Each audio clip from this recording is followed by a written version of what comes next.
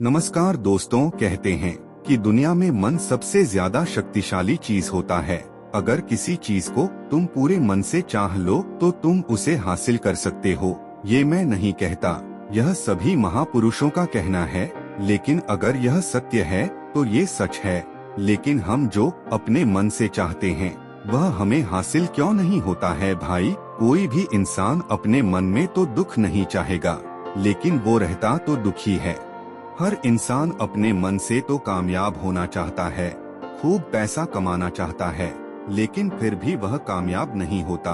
भला ऐसा दुनिया में कौन इंसान होगा जो अपने मन में यह चाहेगा कि मैं नाकामयाब रहूं या मैं पैसा ना कमाऊं? सोचने की बात है। तो इसमें दो चीज निकल कर सामने आती है। या तो वह महापुरुष गलत थे जिन्होंने यह बात बोली कि मन से चाहे हुई चीज हासिल हो जाती है, या फिर हम गलत हैं। तो आज की कहानी, मैं जो कहानी बताने वाला हूँ, उसमें आपको एक ऐसा मंत्र मिलेगा, एक ऐसा सिख मिलेगा। उसे समझने के बाद आपको एक ऐसा मंत्र का पता चलेगा जिससे आप यह समझ पाएंगे कि अपने मन से कोई भी चीज कैसे करवाई जाती है, मन में किसी भी बात का बीज कैसे बोया जाता है।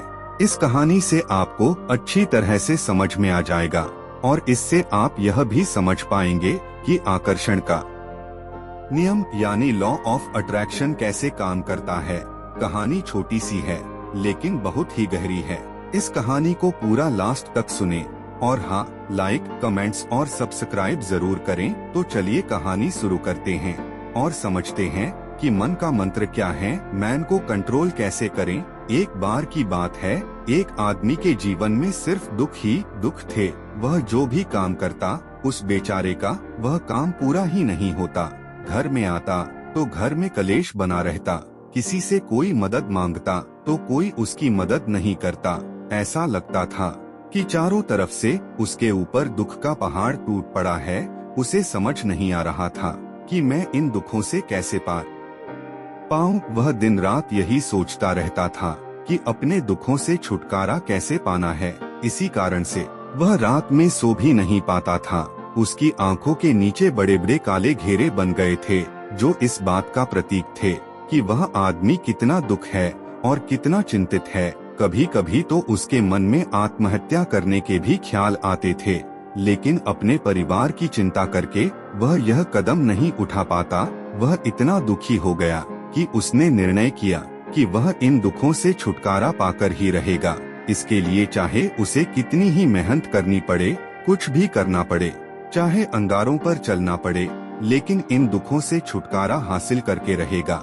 ऐसे ही एक दिन उसने अपने मित्र से पूछा कि मैं अपने जीवन को कैसे सुधारें। उसके मित्र ने उसे बताया कि तुम किसी बाबा के पास जाओ। बाबाओं के पास ऐसा मंत्र होता है जिससे सारे दुख मिट जाते हैं, जीवन खुशियों से भर जाता है और धन संपदा भी हासिल होती है। तुम किसी ऐसे बाबा को ढूंढ लो जिससे तुम्हारा काम बन जाए। उस आदमी के मन में यह बात पूरी तरह से पक्की बैठ गई कि कोई बाबा ही मेरा दुख दूर कर सकता है। उसे किसी भी बाबा के बारे में पता चला तो वह उस बाबा के पास पहुंच जाता है, उस बाबा को अपनी समस्या बताता और उससे उसका समाधान पूछता और कहता है कि बाबा, मैं कुछ भी करने के लिए तैयार हूँ, लेकिन मेरी इन समस्याओं से मुझे छुटकारा दिला दीजिए। आप जो कहेंगे मैं वह करूँगा, लेकिन मेरे जीवन को सुधार दीजिए। बाबा उसे कुछ टोने टोटके बताते थे करने के लिए और बदले में दान दक्षिणा ले लेते थे। यह टोना टोटका करने के बाद तुम्हारे घर में सुख शांति बनी रहेगी, बस इस टोटके को पूरी विधि के साथ करना। वह आदमी घर लौटकर पूरी विधि के साथ टोने टोटके करने लगा, लेकिन बहुत टोने टोटके करने के बाद भी उसके जीवन में कुछ बदलाव नहीं आया। इसके विपरीत उसका जीवन और ज्यादा दुखी हो गया। जो भी बाबा उसे टोना टोटका देता था वह बदले में उससे दान दक्षिणा लेता था, जिससे उसका धन भी धीरे धीरे खत्म हो रहा था। इससे उसके जीवन में दुख और ज्यादा बढ़ गया। तब उसे लगा कि बाबाओं के पास जाने से तो मेरे जीवन में दुख कम होने की बजाय बढ़ते ही जा रहे हैं। मुझे क्या करना चाहिए? बाबाओं के पास जाऊं या ना जाऊं? फिर एक दिन एक आदमी ने उसे बताया कि तुम अपने घर में किसी पंडित को बुलाकर हवन करवा लो, हवन होगा घर शुद्ध हो जाएगा। कोई भी बुरी ऊर्जा होगी घर में तो वह घर से बाहर चली जाएगी। किसी पंडित को बुलाकर पूरे विधि विधान उसे मंत्र उच्चारण कराओ, हवन कराओ, जिससे घर में सुख शांति आए। उस आदमी के मन में यह बात बैठ गई। उसने एक पंडित को अपने घर पर बुलाकर हवन करवा दिया। हवन अच्छी तरह से संपन्न हुआ। बदले में पंडित ने भी अच्छी दान दक्षिणा ली और उसके बाद वह वहां से विदा हो गए। लेकिन कुछ दिनों के बाद उस आदमी को महसूस हुआ कि उसके जीवन में अभी भी कोई बदलाव नहीं आया है। अब वह आदमी पूरी तरह से दुखी हो गया और ज्यादा परेशान हो गया। अब तो उसे लगने लगा था कि मेरे जीवन में से दुख कभी खत्म ही नहीं होगा, और यही सोच सोचकर उस आदमी का बुरा हाल हो गया था।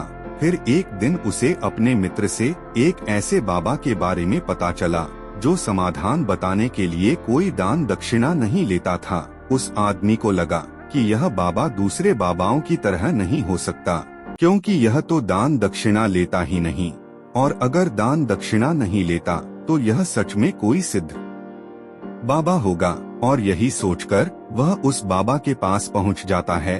जब वह आदमी वहां पर पहुंचता है तो वह बाबा ध्यान में बैठे हुए थे। यह देखकर वह आदमी वहीं पर चुपचाप बैठकर ध्यान से बाहर आने का उनका इंतजार करने लगा।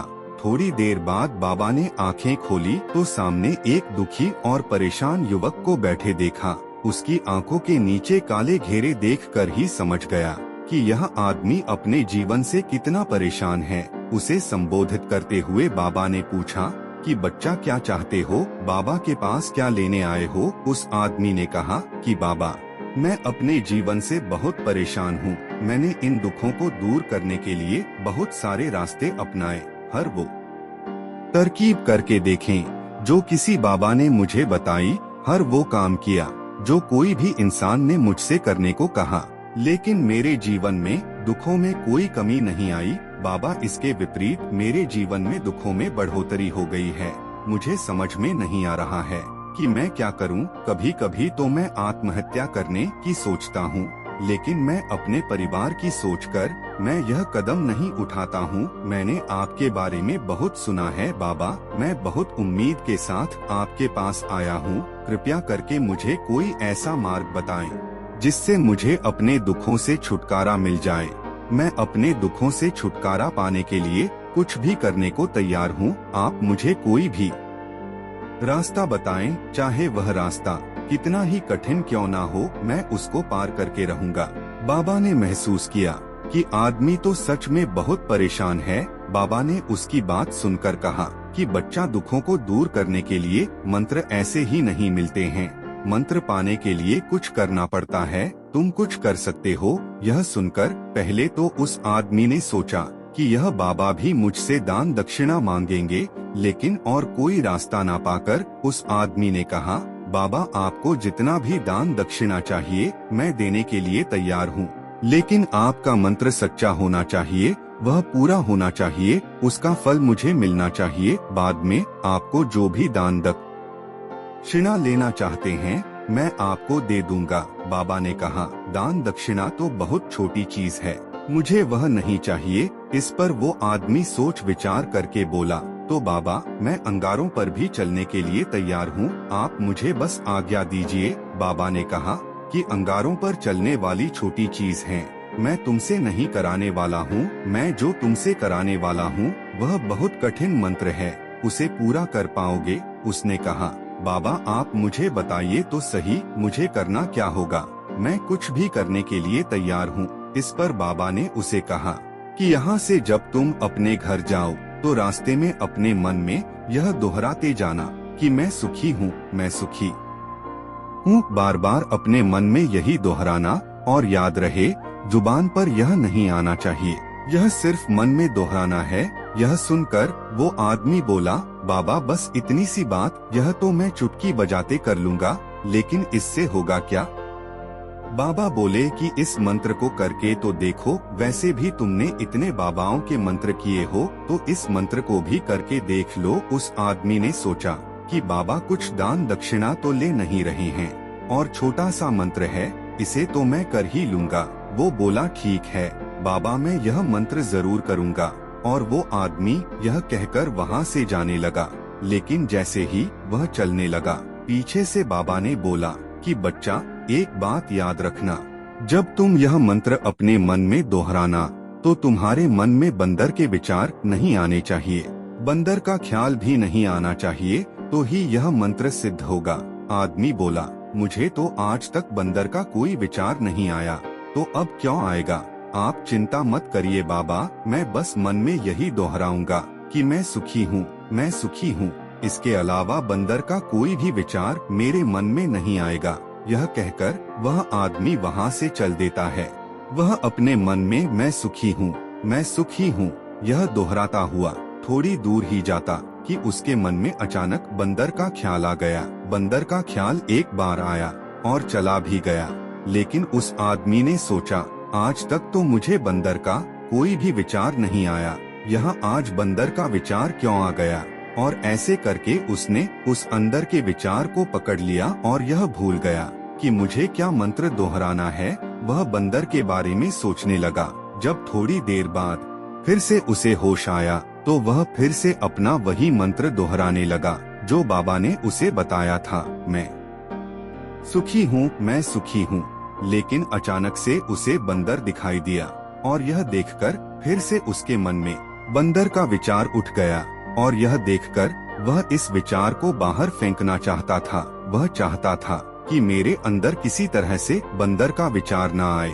लेकिन ऐसे ही जद्दोजहद करते करते घर पर पहुंचा और घर पर पहुंचने के बाद अपनी पत्नी को कहा कि हे बंदरिया, मुझे खाने में बंदर परोस दो। जब उसे एहसास हुआ कि उसने क्या बोल दिया तो वह अपने बाल नोचने लगा और दीवारों में सर मारने लगा कि आज तक मुझे बंदर का कोई भी विचार नहीं आया और आज मुझे यह क्या हो गया है कि मुझे हर जगह बंदर ही बंदर नजर आ रहे हैं। यह कैसी माया है? यही सोच सोच कर वह आदमी रात भर सो नहीं पाया। रात भर करवटें बदलते रहा और सुबह उठकर सीधे उसी बाबा के पास पहुंच गया और उसके चरणों में गिरकर कहा कि बाबा, पता नहीं क्या चमत्कार हो रहा है, आज तक मुझे बंदर का कोई विचार नहीं आया, लेकिन कल से जब से आपने मुझसे कहा कि बंदर का विचार नहीं आना चाहिए, तब से मुझे हर जगह बंदर ही बंदर नजर आ रहे हैं। बाबा, मुझे तो आपके पीछे पेड़ पर बैठा बंदर केले खाते हुए दिखाई दे रहा है। यह हो क्या रहा है बाबा? यह सुनकर बाबा हंसने लगे। हाँ हाँ हाँ हाँ, बच्चा, मन का जाल एक ऐसा जाल है जिसे समझ पाना इतना आसान नहीं है। बंदर तो तुम्हारे रास्ते में पहले भी आते थे। जब तुम मेरे पास आए थे तो इन्हीं पेड़ों पर यह बंदर घूम रहे थे, लेकिन तब तुम्हारे ध्यान में यह बंदर नहीं था, तब तुम्हारे ध्यान में सिर्फ दुख थे। इसके बाद बाबा ने उसे बताया कि बच्चा, हम जिस चीज से भी दूर भागना चाहते हैं वही चीज हमारे मन में बहुत गहरे में प्रविष्ट हो जाती है और हमारे अंतर्मन में समा जाती है। असल में हम जिस चीज से छुटकारा पाना चाहते हैं उससे छुटकारा इसीलिए नहीं मिलता क्योंकि वह हमारे साथ बहुत गहरे से जुड़ी हुई है और हम जितना ही उससे छुटकारा पाना चाहते हैं वह उतनी ही गहरी हमारे मन में बैठती चली जाती है और आखिरकार हमारे अंतर्मन में छा जाती है। ऊपर से तो हम चाहते हैं सुखी होना कि मैं सुखी हूँ, सुखी हूँ। हमारे होंठ भी यही बोलते रहते हैं, लेकिन हमारे मन में दुख समाये होते हैं। हमारे विचारों में, हमारे मन में दुख ही दुख दिखाई देते हैं। इसीलिए अपनी जुबान से बार बार यह बोलने से कि मैं सुखी हूँ, मैं सुखी हूँ, हम सुखी नहीं होंगे जब तक यह मंत्र हमारे अंतर्मन में प्रविष्ट नहीं होगा। इस पर उस आदमी ने पूछा, बाबा, लेकिन यह मंत्र हमारे अंतर्मन में प्रविष्ट कैसे होगा? यह सुनकर बाबा ने कहा कि बच्चा, अपने दुखों से लड़ना बंद कर दो। जब तक तुम अपने दुखों को दूर करने की सोचते रहोगे तब तक वो दुख तुमसे चिपके रहेंगे, तब तक वो दुख तुम्हारे अंतर्मन पर अपना राज बनाए बैठे रहेंगे। और जिस दिन तुम उन दुखों के बारे में सोचना ही छोड़ दोगे, उन दुखों से छुटकारा ही नहीं पाना चाहोगे, उसी दिन से तुम्हारी जिंदगी से दुख गायब हो जाएंगे। क्योंकि किसी भी चीज से छुटकारा पाने के लिए हमें उस चीज के बारे में सोचना पड़ता है और हम जितना ही उस चीज के बारे में सोचते हैं वह उतनी ही गहरी हमारे मन में प्रविष्ट होती चली जाती हैं। हम अधिकतर समय दुखों के बारे में ही सोचते हैं। हम यही सोचते हैं कि हमारे जीवन में दुख है और हमें इससे छुटकारा पाना है। इसी वजह से बार बार सोचने से वो दुख हमारे अंतर्मन में प्रविष्ट हो जाते हैं और हमें एहसास भी नहीं होता। इसीलिए अगर तुम दुखों से छुटकारा पाना चाहते हो तो दुखों से छुटकारा पाने के बारे में सोचना छोड़ दो, तुम्हें दुखों से छुटकारा मिल जाएगा। अक्सर आदमी धूम्रपान छोड़ना चाहता है, शराब छोड़ना चाहता है, सुबह अपने आप से यह वादा करता है कि मैं कोई भी गलत काम नहीं करूँगा, लेकिन शाम को जब लौटता है तो नशे में चूर होकर लौटता है। ऐसा क्यों होता है? जो हम सोच रहे हैं वह पूरा कर ही नहीं पा रहे हैं। असल में हम उस चीज को बहुत ज्यादा तवज्जो दे रहे हैं, उस चीज को बहुत ज्यादा अहमियत दे रहे हैं। जब भी हम उस चीज को छोड़ने के बारे में सोचते हैं तो हम उसकी इम्पोर्टेंस यानी कि विशेषता और ज्यादा बढ़ा देते हैं। हमारा मन उस चीज के बारे में जितना ज्यादा सोचेगा, शराब या धूम्रपान छोड़ने के बारे में जितना ज्यादा सोचेगा, हमारा मन उतना ही उस चीज के पीछे ज्यादा भागेगा। हमें उस चीज से लड़ना नहीं है, बल्कि बिना सोचे गुजर जाना है। अगर हम इस मंत्र को समझ लेते हैं तो हम अपने जीवन में जो भी पाना चाहते हैं उसे अपने अंतर्मन में डाल सकते हैं, और एक बार वो लक्ष्य हमारे अंतर्मन में बैठ जाता है तो फिर सफलता पाने में कोई समस्या नहीं आती, कोई दिक्कत नहीं आती। तो दोस्तों, कैसी लगी आपको यह कहानी? कमेंट्स में लिखकर जरूर बताएं। आपका दिन शुभ हो।